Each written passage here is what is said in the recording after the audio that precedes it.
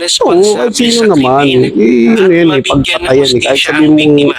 malahura yung babae niya. Sa Kailangan opisyal ng na hustisya pahayag, yan, mga insan. ang pulisya hinggil sa posibleng motibo ng pag-atake habang nagpapatuloy ang kanilang investigasyon. So ngayon, akma pa ba na sabihin ng Philippine National Police na mas ligtas ngayong Marcos administration sa Ligtas daw Pilipinas kaysa Duterte administration? meron din ako nakita ng isang pulis, sabi niya, sabi ng isang babaeng pulis na, lahat ng mga nababalitaan yung saksakan barilan, walang katotohanan yan, walang saksakan, walang barilan. Ginigit niya yung ganun. Sa maliwanag na sinisisi ng mga loyalista, si Sara Duterte na naman at ang mga pamilyang Duterte. Pero nag-post nga itong si Miss Sas Rogando Sasot patungkol sa pagkasawi ni Mima Alicia. Mainam pa nga mga insan Hakap sa akin, mas mainam pa na matakot yung mga kriminal na gumawa ng masama. Kumpara ngayon ng mga ordinaryong Pilipino, yung takot.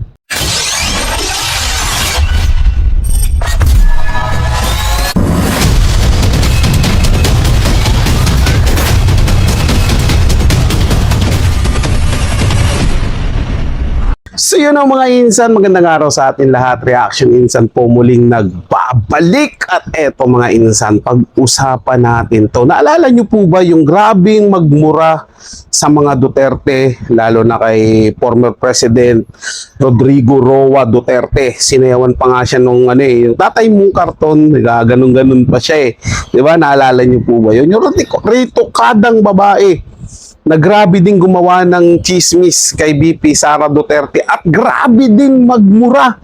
Kilala niyo po ba yun, mga insan? Diba yung kamakailan lang di umano'y binaril daw sa ulo at pumanaw yung anti-Duterte vlogger na si Mima Alicia. Yun po ata yun. Paki-komento nga dyan. Medyo hindi ko kilala yung tao na yun. Nakikita ko lang yung pagbumukha nun, bumabalandra. Ewan ko ba kung bakit dumadaan yun sa wall ko minsan, maski sa TikTok. Grabe talaga. Akala ko nga nung una yung sumasayaw na matabang tsaka, na yung sargo yung ilong. Akala ko ibang tao yun doon sa nagmura kay BP Sara Duterte. Tapos nung inano ko, siya pala talaga yun, nagparitoke lang at niyabang niya pa nga minsan na hindi nyo to kaya, yung ilong ko, tingnan nyo, ang ganda. Parehas kami ng doktor, may kasama rin siyang babae, no, hindi nyo to kaya. Hindi talaga kaya yun ng mga ordinaryong Pilipino, ng Duterte vlogger o mga DDS natin na tawag ninyo kasi hindi naman sila binabayaran. Unlike ninyong mga bayaran vlogger at dito nga lumitaw na binabayaran pala talaga sila. Kaya ang bilis makapag-retoke. Maski na yung baklang, alam mo naman talaga na din, 'di ba? Dati ang itim yung ulik ba, ngayon pumuti na rin.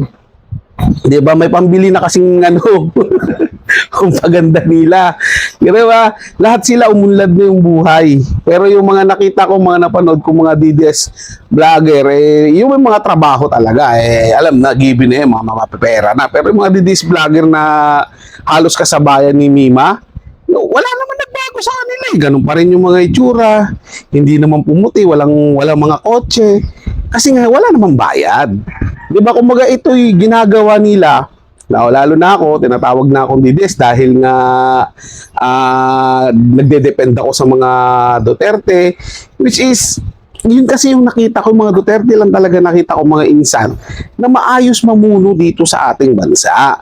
Maging yung nag-umpisa ako mag-vlog, di ba? Sa showbiz pa nga yung yung tiyahin ko talaga nakatira sa Davao City at siya mismo ang nagsabi kung gaano kagaling mamuno ang mga Duterte. Kaya nung kumandidatong pagka-presidente, yung sabi, suportahan niyo yan. Panigurado gaganda yung takbo ng Pilipinas. At totoo nga, di ba? So, simula nun, sumusuporta na ako sa mga Duterte. Pero dati po, mga insan, sa totoo lang, dilawan ako. Puro Marcos. Puro mga Aquino, yung mga binoboto ko. Basta mga in-endorse nila, yun po yung binoboto ko. Pero, nung nagkaroon nga ng magandang direksyon ng bansa dahil sa mga Duterte na po yung pinili ko, mga insan. At eto nakakalungkot kasi, nung pagpanaw nung Mima Alicia na yon, ang pinagbibintangan nila, si Bibi Sara daw Duterte. ang may pakana nun. Pero ang daming naglabasan ng mga screenshot ng usapan na parang ano daw, nagkaunsehan. 'Di ba? Nagkaunsehan sa bayaran. Kasi doon nga sa Convo sabi, pinipilit na 2 milyon daw yung binigay. Yung pala 2.5 million. Yun ang sabi doon. Tapos merong isa na naghahanap ng party niya, hindi nabigyan. 'Di ba? O pwedeng yun ang dahilan sa onsehan nila. At itong si Mima, di umano, ang dami daw nitong kaaway. Simula pa lang doon sa probinsya niya, hanggang napunta siya dito sa Maynila. At nung makailan lang, mayroon din silang video, road rage yun, may kaaway siyang rider. Grabe talaga magmura. And then meron din siyang ex-boyfriend na di man pulis na ngayon. Sabi niya nga, hindi pa pulis yun noon, sila na, tapos ngayon pulis na at kinasuhan niya yun ng bawsi. Di ba mga insan, maraming mga posibilidad. Pero dahil nakita nila anti-Duterte siya, ang pinagbibintangan na ngayon si VP Sara Duterte. Ang masaklap dyan mga insan, nakita nyo ba, naglamay na.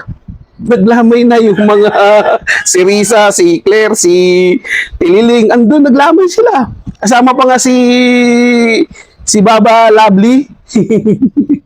Na matalino daw siya kay VP. Naglamay sila, malungkot, umiiyak yung, di ko alam kung sino yung umiyak sa gilid, pero si Antikler at saka si Lovely, hindi ko alam si Antikler kasi nakamas, si Lovely walang mas, di siguro kasi lalabas ang baba. Tumatawa, nakangiti, parang silang masaya, parang di nama yung pinuntahan parang party, masaya sila mga insan grabe yung ngiti ni Lovely. Siguro, masaya siya, nabawasan tayo, malaki nang bigay. Hindi natin alam ngayon sila. Pero masaya si Lovely nung dumating dun Ang dami. Kaya doon nagkabistuhan na parang totoong may bayaran. Wala na talaga silang itatanggi dyan. Talagang bayaran talaga sila mga insan. Kasi nung mawala nga yan si Mima, pare-pare sila ng script talaga mga insan. Pare-parehas ang binabato. Na sa mga Duterte daw, mga ganun. Malas pareho sila ng script. Ito-twist lang nila ng konti para kunwari mabago yung Pero ganun pa rin ang pinupuntahan Iisa pa rin. Parehas talaga sila ng tawag nitong script. So, ito mga insan, gawa natin ng reaction din ni Robin Sweet. Ito, binalita niya. Kasi nga, nung mawala nga yun, ang dami talagang magpakana na sinipisara nga daw. Ito naman yung mga insan Sa dami ng mga bumalahura sa pangalan ng mga Duterte, mga big time tayo, matagal nang pinabutan, mas malupit yun kaysa kay Mima. Bakit buhay yung mga yun? Bakit itong pipitsugin, di ba? Sino ba to? Maliit kumbaga, hindi naman big fish to, ba't ito yung kukunin? Di ba? Ganun ba sabi natin, desperada? Ang mga Duterte, desperado, nabawian yung wala namang bilang. Di ba, mga insan? Talaga kahit anong gawin nilang pambabaluktot, kahit anong gawin nilang bintang sa mga Duterte, wala pong maniniwala sa inyo. Mas marami lang ang magsasabi na nagkaunsehan kayo sa bayaran kaysa doon sa pagbibintang nyo kay VP Sara Duterte. So, panoorin natin itong mga insan at gawa natin doon ng reaction. Channel to ni Robin Sweet mga insan. Idol ko po ito, mahusay itong tao na to. Naaalala nyo ba ang vlogger na ito? At grabe kung makapanghusga sa mga Duterte. Matindi ang magmula. Lalong-lalo na kay dating Pangulong Duterte na nasa Lahig Netherlands na kung Masayo tawagan pa pa nga niya yun na ang dating Pangulong Duterte daw ay naging karton na lamang. Ngayon ang pro-BBM vlogger na ito, na nagngangalang Alicia Lipata o mas kilala bilang Mima Alicia, ay binawian ng buhay sa kanya daw loob ng bahay. At ayon sa Pinoy Showbiz, breaking, pro-BBM vlogger nasawi matapos barilin sa ulo sa loob mismo ng bahay nito sa Caloocan. Nagluluksa ang mga taga-suporta ni Pangulong Ferdinand Marcos Jr. matapos mapas lang ang pro-BBM vlogger na si Mima Alicia Lipata na mas kilala online bilang Mima Alicia. Ayon sa mga paunang ulat, pinasok umano ng dalawang armadong suspect ang ganyang bahay sa Caloocan City bandang alas 3 ng madaling araw, kung saan siya ay binaril sa ulo. Binawian ng buhay si Lipata dahil sa tinamong tama ng bala. Sugatan din sa insidente ang kanyang live-in partner matapos din itong barilin ng mga salarin. Patuloy na iniimbestigahan ng mga otoridad ang motibo sa pamamaril at pagkakakilanlan ng mga suspect, samantala umapila ang pamilya, mga kaibigan at mga taga-suporta ni Lipata na agad na mapanagot ang mga responsable sino sa naman? krimen at Yun, mabigyan ng pagpatayan. Kahit hustisya sabihin ang mo, biktima. malahura yung babae mo. Sa Kailangan ng opisyal na hustisya yan, pahayag, mga insan. ang pulisya hinggil sa posibleng motibo ng pag-atake habang nagpapatuloy ang kanilang investigasyon. So ngayon, akma pa ba na sabihin ng Philippine National Police na mas ligtas ngayong Marcos Ligtas. administration sa Ligtas daw Pilipinas eh. kaysa Duterte administration? Yun yung mga insan natin. Patuloy lang mga insan. Kasi meron din ako nakita ng isang pulis. Sabi niya, lahat na, sabi ng isang babaeng pulis na, lahat ng mga nababalitaan yung saksakan barilan, walang katotohanan yan, walang saksakan, walang barilan. Ginigit niya yung ganun. Eh, may CCTV na nga, sinaksak yung, nakalala niyo yung riders. 'Di ba? Sinaksak mga insan. Nagtatrabaho ng maayos, marangal. Sinaksak ng isang durugista. 'Di ba? Mas gugustuhin ko pang araw-araw may natutumbang mga durugista kaysa yung matumba, yung naghahanap buhay lang ng maayos. 'Di ba? Diyan nangyari yun sa Caloocan. Tapos nung binurol yun mga insan, pinuntahan ni Ivana Alawi. Ngayon kinikriticize pa siya di umano ni Auntie Claire. 'Di ba? Eh, tumulong na nga si Ivana, ikikritis. 'Di ba mga insan? Dahil naunahan kayo o dahil napahiya kayo itong gobyernong ito, napahiya doon sa pinapakalat nilang mas safe daw ngayon. Ang daming mga riders, mga insan na nagtatrabaho lang ng tama o hold upin. Okay lang kung hold up eh. Huwag nang patayin. At least kikita pa sila sa susunod ng mga araw. Pero yung iba nakita nyo, lalo na yung sa Cavite, binarin.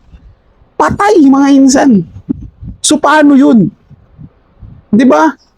Tapos sasabihin nila, walang nangyaring saksakan, walang nangyaring barilan. Ikitang-kita na sa mga video. Minsan may pagkukulang din talaga yung mainstream media, mga insan. Dahil minsan, nauunahan pa silang ibalita ng mga nasa social media kumpara sa kanila. Diba? Dahil yung inuuna nila, ito tingin ko mga insan inuuna nila yung pagpapabango ng pangalan ng administrasyon na to. Kahit anong gawin nyo, diba? Kahit anong gawin yung pabanguhin, yung pangalan ng administrasyon na to, hindi nyo magagawa yan. Dahil mismong kaganapan na ang nagbubunyag sa katotohanan. Diba? Gaya nito, ni Mima Alexia, sa pagpanaw niya, di ba? Lumabas yung katotohanan na talagang binabayaran sila. Di ba mga insan? Itatanggi pa nila yan. Yung sinasabi nilang flood control, lumabas din sa katotohanan nung nag-uulan ng mga nakaraan. Di ba? Asa na ngayon yung mga flood control? Asa na yun? Bakit ang tindi pa rin ng pagbaha dito sa ating bansa? Tapos sasabihin, meron tulpo, mag-move na tayo doon. Di ba? Balita nga namin, si Martin Romualdez nagtawag nitong nagbalak na umalis dito sa ating bansa. Gawan po natin ng reaction yan next time, mga insan Di ba? So, paano yun? Di ba? Kayo na mismo ang tumingin, mga insan. Tapos hindi ko sila maintindihan. Nakita na nila sa harapan nila kung paano nakababoy, kung paano nakagulo, kung paano nakahirap yung ating bansa. Ingit nasasabi nilang maunlad daw ang Pilipinas sa pamumuno ni Bongbong Marcos. Safe daw sa panahon na ngayon kumpara noon. Di ba? Asan yun? Asan yung safe? Asan yung unlad? Hindi ko alam kung may mga tama na rin ba sila dito. O, bulag ba sila? O, hindi natin maintindihan sa minsan eh. Di ba? Anak nila yun eh. Hindi ko alam kung, manhid sila eh. Wala silang nararamdaman eh. Di ba?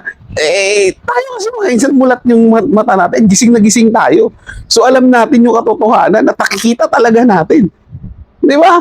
Hindi tayo nagbubulag-bulagan at hindi natin kukonsintihin yung pinagagawa nilang pangit dito sa ating bansa. Dahil tayo ang magdurusan yan. Tayo ang tayo ang mahihirapan yan. Pagpatuloy natin silang pinrotektahan, pagpatuloy natin kinunsinti yung pagnanakaw nila sa kaban ng bayan. Tuloy natin ito mga insan. Ito kasi ang balita mula TV Patrol. Update. Iginiit ng PNP na mas ligtas ang bansa ngayon sa kabila ng mga naiuulat ng mga krimen nitong mga nakaraang araw. Batay sa datos ng PNP, bumaba ng 20.6% ang Fox crimes tatlong buwan matapos ilunsad ang Safer Cities Initiative.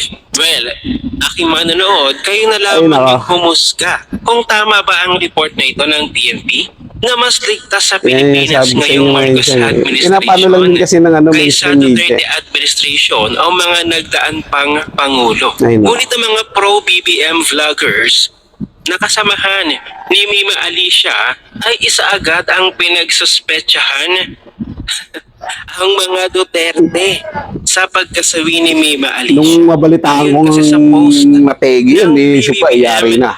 O gagamitin nila yan sa impeachment. Para patahimikin ng mga BBM vloggers. At ang caption nila, dapat magpaliwanag si Sara Duterte sa pagkasawi ng isang vlogger na si Mima Alicia. Madalas din siyang nakakatanggap ng conditional threat na kung hindi titigilan, so hanggang doon na lamang yung post, so maliwanag na sinisisi ng mga loyalista si Sara Duterte na naman at ang mga pamilyang Duterte. Pero nag-post nga itong si Miss Sasrogando Sasot patungkol sa pagkasawi ni Mima Alicia. At sa kanyang post, parang pinagsususpetsahan niya na posibleng suspect sa nangyaring ito kay Mima Alicia ay ang ex-boyfriend daw ni Mima Alicia. Hindi nga rin yun. Kasi yung kinasuhan niya kasi yun. Basahin natin. Ayon sa post si Miss Sasrogando Sasot, mythologizing a death. So a BBM vlogger named Alicia Lipata, aka Mima Alicia, was shot to death inside her house in Caloocan. The BBM vloggers now put the blame on the mythological Digong Death Squad. This implies that the only people in Lipata's life and surroundings have no priority in investigation, and it has to be the most remote. This is not proper investigation, and you don't do justice to Lipata's life. Doing an open source intelligence, the most likely suspect in this tragedy is Alicia Lipata's ex-boyfriend, a police officer who she sued recently for vouching. If not her boyfriend, it will be the violent thieves in Caloocan, where in the recent days and months, so petty robbery with murder have been going on. At sa post na ito, kasama pa yung link na ito. Ito siyang pinagbasihan ni Ms. Sasrogando Sasot. At ang ating puntahan ng link na ito ang sabi mula sa panulat ni Kapepe Facebook page. At ang post na ito ay noong March 18 pa. At ang sabi dito, nireklamo ng sinasabing BBM vlogger na si Alicia Lipata, aka Mia Fernandez, Mima Alicia sa Facebook and Alicia comments sa YouTube. Ang ex-boyfriend niyang si Kyle, si Alicia Lipata ay tagalawang Northern Samar. Ano kaya ang ugat? Anong pangyayari ito? Sabi ng mga netizens ang kasong vowsy ni Alicia Lipata, aka Mima Alicia, na na-file sa Pasay ay na-dismiss. Itong reklamong vowsy naman niya ngayon ay sa Pasig niya na i-file. Ano kaya ang katotohanan sa likod ng pangyayaring ito? Ano ang totoong kwento? So yan, base sa post ni Ms. Sasrogando Sasot, nireklamo na pala ng vowsy ni Mima Alicia ang kanyang ex-boyfriend. Pero syempre sa pangyayaring ito, unang-una, pagbibintangan ng mga Duterte. At syempre, ang katotohanan, hindi naman natin alam kung ito ay personal o hindi. At isa lamang ang sigurado dito, na baka mangibabaw ang politika. Gagamitin at gagamitin Yes, ito yun. Gagamitin ng nila mga yan. kalaban ng Duterte. Ang issue na ito na pagkasawi ng kanilang vlogger na si Mima Yes naman Alicia. yun. At Pero syempre mas siguro, ginagamit na nilang magkakaroon na naman dito ng investigasyon. Baka mamaya, kumuha ng mga testigo at magtuturo ng kung sino-sino. Gagawa na At naman sana ano, naman, taning witness. matukoy kung sino talaga yung gumawa Yes nito. na naman. Mima Siya po Alicia. ako sa At sana huwag nabayaran. nang magtuturo Si ano noon, na kung sino pa si Las Caña. para Di ba? lamang maging yung Death squad daw siya. At syempre, Yung tingnan ninyo, nakakatay ka itong lang. nangyari Hindi kay pa. Mima Alicia. Sa nagdaan pang mga Okay na. nakawan, krimen doon sa mismong Caloocan din. Sa tingin ninyo, akma pa ba na sabihin ng PNP na mas ligtas ngayong administrasyon? Bumaba ang krimen? Heto nga, yung kaalyado po mismo ni Mr. President na BBM vlogger pa ay tinamaan po. Siya po mismo ay nabiktima ng krimen ngayong Marcos administration. So ngayon niyo po sabihin kung talaga bang safe na o safe pa ba sa Tama, Pilipinas diba? ngayong administrasyon. Ayan, BBM vlogger na yan. Kung kayo ang aking Hindi tatanungin. nasanto. Naniniwala Ano ba pa kayo kaya sa yung mga report ng ating anti-BBM? Philippine National Ba, Police delikids na talaga, delikids. mas ligtas ngayong Marcos administration? At naniniwala rin ba kayo na bumaba ang krimen ngayong Nako po. administrasyon? Ano ang inyong opinion? I-share mo na ang video na ito. Mag-iwan ng comment at like sa ibaba at magkita-kita ulit tayo sa susunod na video. Yun pala oh. Malabo yun yung mga sinasabi mga insan na safe ngayon. Malabo yun mga insan. Safe ngayon para sa mga kriminal at durugista. Kasi pinoprotektahan nga sila eh. 'Di ba? Pero pagdating sa mga ordinaryong Pilipino, hindi safe mga insan. Isang nga dyan, ang daming nahablutan ng mga cellphone, mga estudyanteng hino-hold up, yung droga ngayon, kalat na lang. Minsan nga, diyan sa may malapit sa school, may nakikitang may nag-aabutan, di ba mga, kumbaga parang, yung ano ngayon, yung bintahan ulit ng pinagbabawal na gamot, lantaran na, mga insan, ika nga.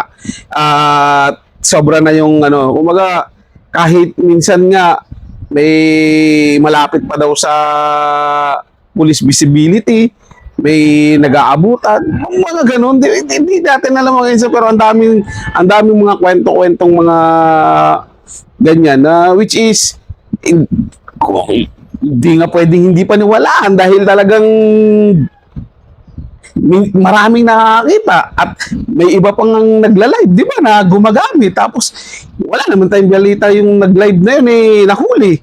Di ba? Anong panahon ni former President Digong Duterte, pag ginawa mo yun, kinabukasan panigurado, huli ka na kagad. Di ba? Nag-video ka, huli ka na kagad. Kulong ka na kagad. Ganun na mangyayari. Oh. Di ba?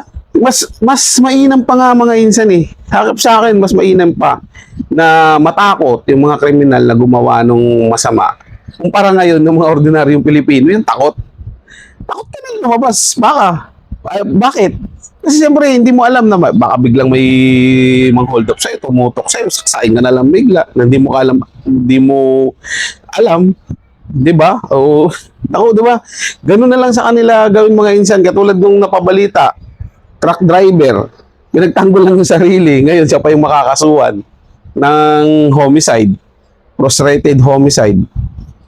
Di ba? Dahil tinaga niya yung kamay na may hawak na patalim kasi hold upin siya aakyatin siya sa truck niya, pinagmamanehoan. Di ba, mga insan? Tapos, eto, katulad nito nangyari kay Mima Alicia. Oh, ngayon, itinuturo nila kay BP Sara Duterte. 'Di ba? Ito ay patunay na hindi talaga safe. 'Di ba? Ito kay sa ano to pro Marcos vlogger to 'Di ba? Kung siya nga nabiktima. Oh, siyempre yung mga kaalyado nito, yung mga kakampo nito, yung mga kaululusta niya, ano 'yan? Talagang ang ituturo nila mga Duterte kasi nga galit sa Duterte. At ang pinaka nakakatakot dito mga insan, baka after ng impeachment na to, pag hindi na impeach si BP Sara Duterte, ito naman yung gagawin nilang pakana. 'Di ba? Mag-iisip na ng plano kung paano nila gawa tayo ng kwento na si BP Sara ang may pakana nito kasi anti-Duterte to at grabe siya nito batikusin. Kuha tayo ng isang testigo tatanim. Siyempre, ano yan, gagawa muna yung script. Ay, nakita nyo naman kung paano sila gumawa ng script eh. Sali po ako sa ano na yan, kami po ang binabayaran po kami. Matik na yun minsan. Hindi na tayo magugulat kung isang araw may lumabas na ganyan. Matik na yan. Dahil kaya nilang gumawa ng kwento para lang makapanira sa isang tao. Basta tayo mga insan, tuloy-tuloy lang ang buhay at syempre doon tayo lagi sumuporta sa alam nating nasa tama at wag doon sa may tama. So yun lang mga insan, maraming salamat sa inyong panonood at subscribe po kayo sa ating channel. Bisitahin din ang ating Facebook page at TikTok. Ingat po kayo palagi. Paalam po.